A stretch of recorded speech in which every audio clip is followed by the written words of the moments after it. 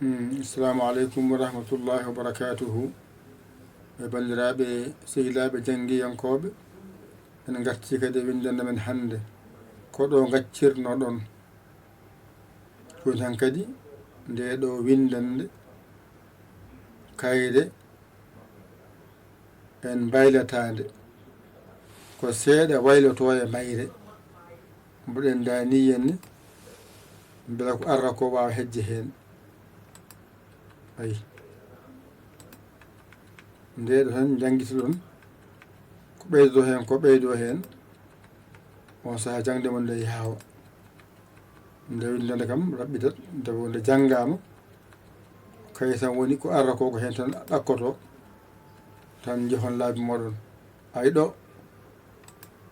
on jiiɗo ko baa o ɓeydumi yeeso wonti babba ay babba ay ɗo ko baa o mammi ɗo wonti bibba ay bibba ɗo ko baa o mammi ɗo ay wonti bebba ay ɗo ko baa o mammi ɗo wonti bobbo ay ɗo ko baa o mammi ɗo wonti bubbu ayde babba bibba so mbiyama noon gitten ɗo wala jarama so on paamiɗa ɗo fooɗani eɗen pootan ɓeyɗen ɗo mbiyen baaba biba beeba boobo buubu gasi yaade wona ɗo kadi ceeten ɗo wona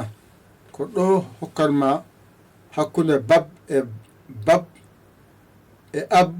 ko ɗo sidde yaltata a joni a wawi wiide abbo ubbu abbi abba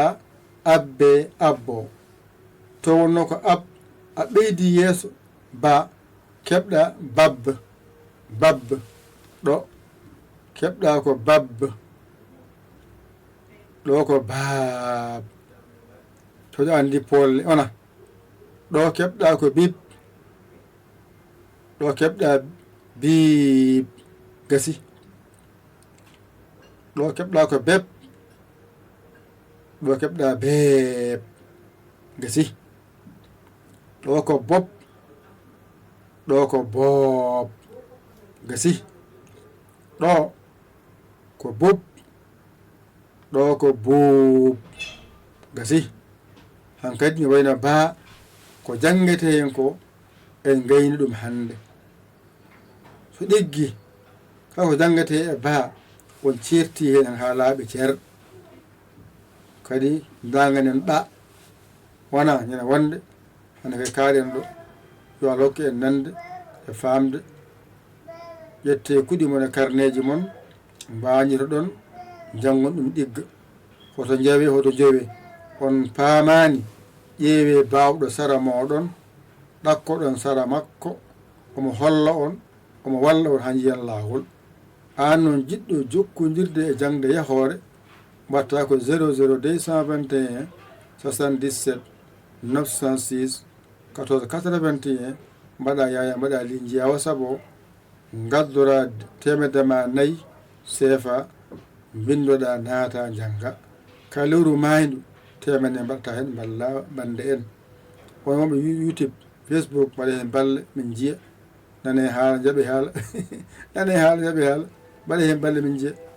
gadde balle mon jinguere min jiiya dokke nande famde ko musidɗo mon guiɗo mon saabu Allah yaya li kowla Sénégal alhamdulillah rabbil alamina en gayni ba kay hankay ko ɓa daganten so Allah jaaɓi e ñalaway garuji kaɗen ɗo wassalam.